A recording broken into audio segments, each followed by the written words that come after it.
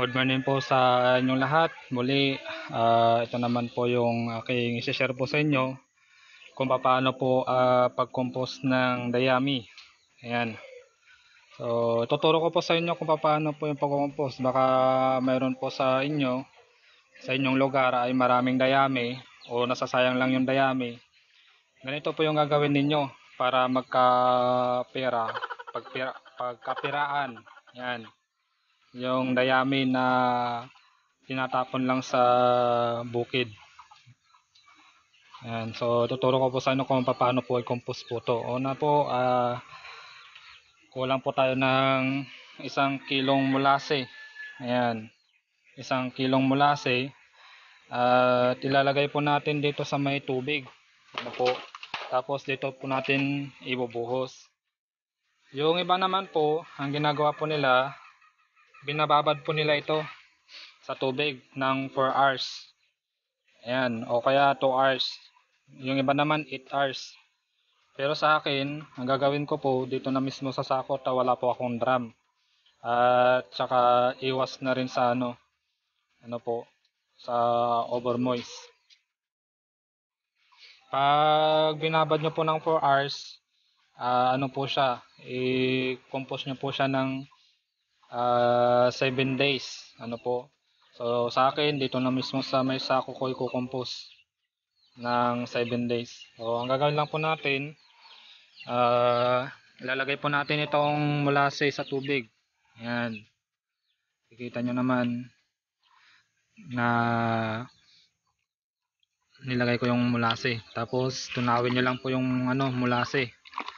Kung wala po kayong molasses, pwede rin po yung brown sugar o kaya nasa inyo na po kung lalagyan ninyo. Pwede naman po hindi. Pero sa akin lalagyan ko para mas mataba. Ayan. Yung ating mga mushroom. So, ganyan lang po yung gagawin ninyo. Pag natunaw na, ibubuhos nyo lang po. Ano po.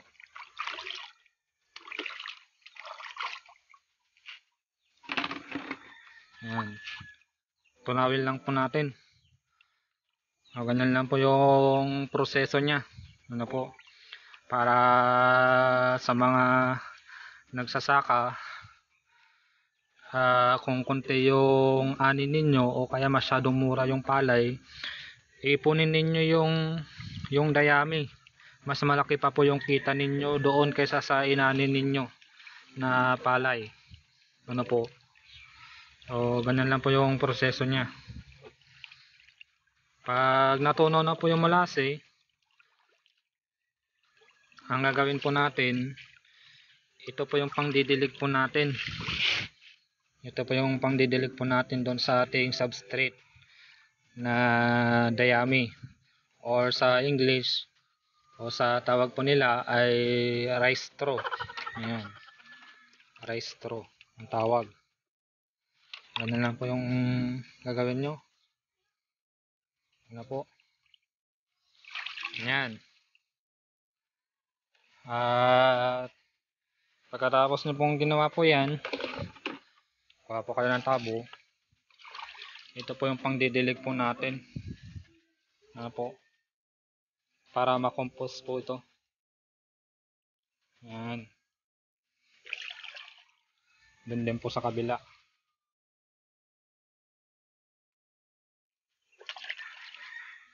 Ganyan lang po yung inyo pong gagawin. Ano po. Sa pagkukompose. Hanggang pumunta po doon sa may baba.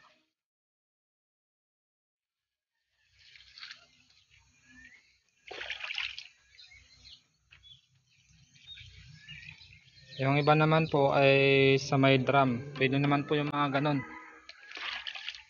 Sa akin po kasi wala pa akong malaking drum. Pinapakita ko lang po sa inyo para kung wala po kayong soda sa inyong lugar at mas marami ang dayami, pwede pong dayami. Kung i-compare ko po doon sa sodas, sa pure dayami, mas mabilis pong tubuan ng dayami. Kaso nga lang mas maiksi yung lifespan nito. Nasa 2 months.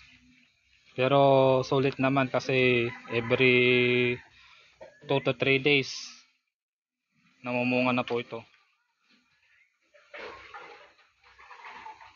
So ganyan lang po. At sa susunod po na video po natin, i-share ko po ulit sa inyo. Ano po, na sa next na po na natin video. I-share ko po sa inyo yung pangalawa po, step 2.